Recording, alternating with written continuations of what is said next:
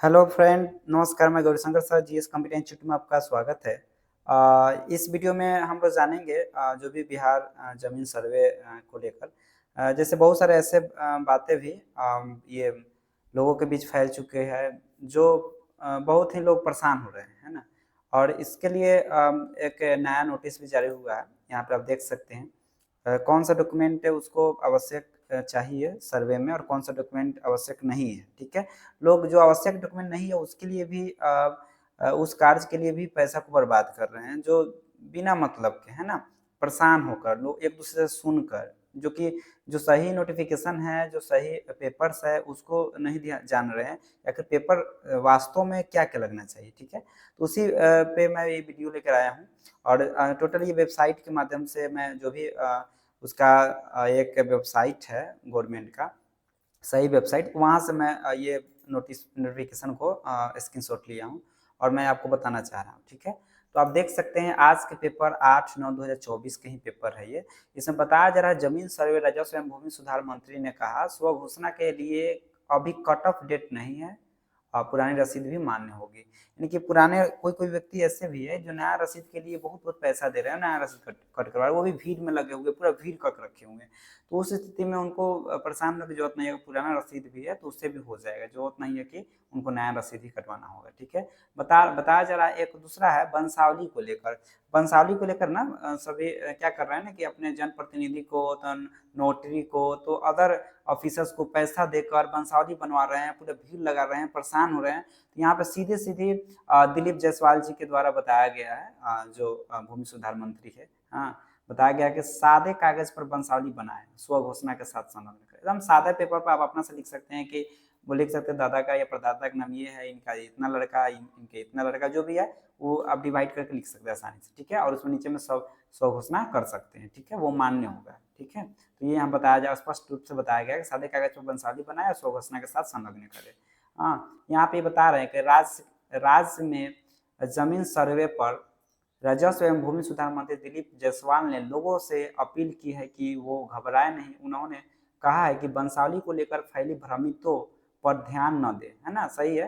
कहा वंशावली आपको खुद बनानी है, किसी व्यक्ति या कार्यालय जाने की जरूरत नहीं है, न ही सत्यापन की जरूरत है। ठीक है, कोई हो कि मुखिया मोहर मारे या सरपंच मोहर मारे या कोई नोटरी के द्वारा, ऐसा कुछ नहीं है। आप अपना सादा पेपर बना के अपने सदस्य टोटल साइन कर देंगे, वो मान्य होगा। ठीक है, सादे कागज पर वंशावली बनाकर स्व घोषणा के साथ संलग्न करें, यह पूरी तरह मान्य है। कागजात अधूरे हो तब भी स्व घोषणा अवश्य करें। इसके लिए विभाग ने अभी तक कोई अंतिम तिथि निर्धारित नहीं की है। समझे, तो इसमें परेशान होने की जरूरत नहीं है। आप पेपर विशेष अब यहाँ पे मैं दिखा देता हूँ, पढ़ लीजिएगा। ठीक है, ठीक है। नेक्स्ट है यहाँ पे, अब यहाँ जो बताया गया है कि यहाँ पे कि सादे कागज पर वंशावली बनाए स्व घोषणा के साथ संलग्न करें। यहाँ बताया गया है कि वंशावली को लेकर फैली भ्रमितों में कहा वंशावली आपको खुद बनानी है, किसी व्यक्ति या कार्यालय जाने की जरूरत नहीं है। वो भी वही यहाँ पे पोर्टल पे भी अपडेट, पोर्टल पे क्या बताया यहाँ पढ़ लीजिए आप, आवश्यक नहीं है वो उसमें। प्रपर 3 में वे वंशावली, प्रपर 3 में बताया गया है वंशावली पर कार्यपालक, दंडाधिकारी या नोटरी पब्लिक के समक्ष संपत्त करने की आवश्यकता नहीं है। ठीक है, तो कोई भी ये जरूरत नहीं है कि नोटरी हो या वंशावली के कार्यपालक कोई भी हो, इसका कोई शपथ उसके करवाने की जरूरत नहीं है। ठीक है, और भी मैं बता दूं यहाँ पे वंशावली में यहाँ स्पष्ट रूप से बताया गया है यहाँ पे स्व घोषणा प्रमाण पत्र के लिए रैयत या रैयत के वंशज द्वारा धारित भूमि को भर कर अपना आंसर शिविर में जमा करे, भू अभिलेख पर प्रमाणित करे। ठीक है, आगे ये क्लियर कर दिया गया है इसमें कि वंशावली जो होगा जरूरत नहीं है किसी। यहाँ पे देखिए प्रपत्र 3 में भी बताया जा रहा है वंशावली पर संबंधित ग्राम पंचायत के प्रतिनिधि से हस्ताक्षर करना आवश्यक नहीं है ना। ये आप स्पष्ट देख सकते, ग्राम पंचायत के प्रतिनिधि से हस्ताक्षरित कराना आवश्यक नहीं है। जरूरत नहीं कि मुखिया, सरपंच या कोई ये सदस्य वगैरह जो ग्राम पंचायत के हो वो करे, हस्ताक्षर से जरूरत नहीं है। क्योंकि दोस्तों मैं ये इसलिए वीडियो बनाया हूँ कि बहुत ऐसे लोग हैं जो बहुत ऐसे जनप्रतिनिधि है जो आज ये देखकर पैसा का भी डिमांड कर रहे हैं। बहुत लोग पैसा भी देकर अब पूरे ये अपने पेपर वंशावली बनवा रहे हैं, तो इस वक्त घबराने और परेशान होने की जरूरत नहीं है। ठीक है, ऐसे भी बहुत है। हाँ, तो उनको वंशावली के लिए उनके पास जाने की जरूरत नहीं है, खुद अपना वंशावली एक सादे पेपर पर बना सकते हैं। ठीक है, A4 साइज पेपर ले लेंगे, A4 साइज जो प्रिंट आउट होता है उस पर स्व घोषणा कर सकते हैं। तो चलिए आवश्यक डॉक्यूमेंट को हम लोग एक तरफ से पढ़ते हैं। फर्स्ट में दिया स्व घोषणा का प्रमाण पत्र, वही रैयत या रैयत के वंशज द्वारा धारित भूमि को भर कर अपने अंचल के शिविर में जमा करें या भू अभी इसका पोर्टल पे है और इसको डाउनलोड करने के लिए आप वेबसाइट पे dirs.bihar.gov.in पर अपलोड करें। देखिए यहाँ यहीं पे मिल ही जाएगा, वो अपलोड करने के लिए ऑप्शन है, पहले 2 ऑप्शन है आपको हम ओपन ये मैं सर्च किया हूँ यहाँ पे दिए, लेकिन इसका पोर्टल थोड़ा डाउन है, मॉर्निंग में खुला हुआ था। ठीक है, थोड़ा डाउन चल रहा है, आप यहाँ से भी फॉर्म डाउनलोड कर सकते हैं। ठीक है, तो इसका जो है ना, या इसका मैं वीडियो के लिंक में डाल दूंगा इसका फॉर्म। ठीक है, ये डिस्क्रिप्शन में। तो यहाँ पे पहला तो इस पे जाकर आप उसका स्व घोषणा प्रमाण पत्र ले सकते हैं, या कोई दुकानदार वो सब रखा हुआ है वो प्रिंट आउट करके दे देगा, उसमें भर कर उसको यहाँ पर अपलोड करिए या जमा कर सकते हैं अंचल में। ठीक है, खैर आप लेने भी आएगा, परेशान होने की जरूरत नहीं है, आप भर के रेडी रखिए। खतियानी रैयत या जमाबंदी रैयत के वंशज स्वयं प्रपत्र वे वंशावली तैयार कर अपने अंचल में शिविर में जमा या निर्देशालय वेबसाइट पर अपलोड कर सकते हैं। वही कर रहे हैं कि अपना वो वंशावली बनाकर वे अपलोड कर सकते हैं। जैसे कब करना है दोस्तों, जब किसी के नाम पे अगर जमीन नहीं करने को, देखिए वैसे जमीन जो पूर्वजों के नाम पे, या वैसे जमीन जो व्यक्ति जीवित नहीं है और उसके नाम पे, उसका उस जमीन का सिर्फ वंशावली चाहिए, नहीं कि जो जीवित है उसको वंशावली बनाने की जरूरत नहीं है। ठीक है, उस जमीन का राजस्व रसीद की छाया प्रति पर घोषणा कर सकता है।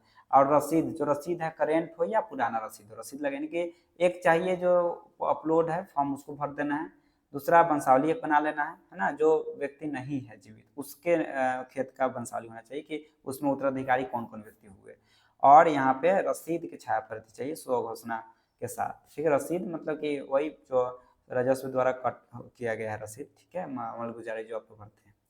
और बाकी बात इसमें और आगे बताया जा रही है, यदि क्रय या बदलैन दान या भूमि वो दस्तावेज की छाप प्रति, अब मान लीजिए खरीदा हुआ है या दान किया गया है या गिफ्ट वगैरह इस टाइप के हो, तो आप उसका छाया प्रति या उसका रसीद वगैरह लगाना जरूरी होता है। ठीक है, नेक्स्ट है यदि सक्षम न्यायालय का आदेश हो तो आदेश की छाप प्रति। बता रहे हैं कि कुछ ऐसे जमीन है जो विवादित होते हैं, है ना, जिसमें कोई 2 व्यक्ति या 2 व्यक्ति से अधिक व्यक्ति उस जमीन पर अपना कब्जा जमाना चाहते हैं, है ना, उस पर थोड़ा सा ये मतलब कि झंझट चलता है, सीधे समझिए तो उस स्थिति में कोई भी व्यक्ति उसको दाखिल नहीं करवा पाए, है ना, कोई अपने नाम से, इसलिए उसमें अगर कोई न्यायालय के आदेश हो रोकने के लिए, तो उसको आप आदेश को दिखा दीजिए, जिससे वो किसी भी व्यक्ति पे वो दाखिला नहीं हो पाए। ठीक है, तो वो आदेश का छाया प्रति उसमें लगाना जरूरी है। ठीक है, बंदोबस्त भूमि या भूदान प्रमाण पत्र, है ना, वास्तविक पर्चा की छाया प्रति, कोई वास्तविक पर्चा भी है तो आप लगा सकते हैं। ठीक है, नेक्स्ट है 7वां जमाबंदी रैयत जीवित है तो केवल स्व घोषणा प्रमाण। ये क्या बता रहे हैं, देखिए यहाँ पे क्लियर कर दिया जो मैं यहाँ पे बता भी रहा था।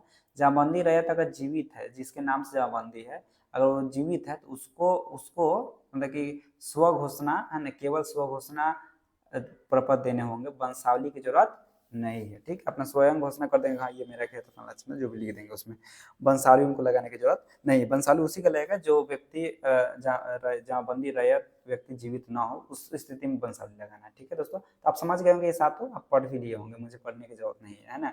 यहाँ पे नेक्स्ट है प्रपत्र 1 में आवश्यक नहीं है, उसमें बताया जा रहा है वंशावली पर कार्यपालक दंडाधिकारी नोटरी पब्लिक के समक्ष शपथ करने की आवश्यकता नहीं है। ठीक है, ये जरूरत नहीं है।